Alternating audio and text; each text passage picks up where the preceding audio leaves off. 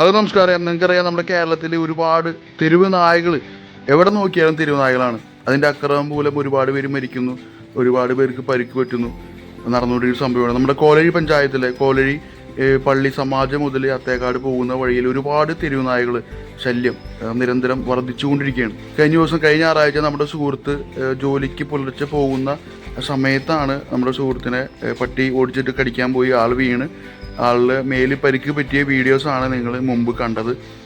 അതുപോലെ നമ്മുടെ ഒരു ഫ്രണ്ടിൻ്റെ പിള്ളേർ സ്കൂൾ വിട്ട് പോകുന്ന സമയത്ത് ഒരു തെരുവുനായ കോലഴി പള്ളി അത്തേക്കാട് പള്ളി സമാജം മുതൽ അത്തേക്കാട് വരെ ആ കുട്ടിയെ ഓടിച്ചിട്ടെന്നാണ് പറഞ്ഞത്. അപ്പോൾ ഇതിനു മുമ്പ് ഇതുപോലെ ഒരുപാട് അപകടങ്ങൾ സംഭവിച്ചിട്ടുണ്ട്. ഇനി ആർക്കും ഇതുപോലൊരു അപകടം സംഭവിക്കാതിരിക്കണം. അപ്പോൾ എല്ലാവരും പരമാവധി ഈ വീഡിയോ ഷെയർ ചെയ്ത് അധികാരിലേക്ക് എത്തിക്കുക.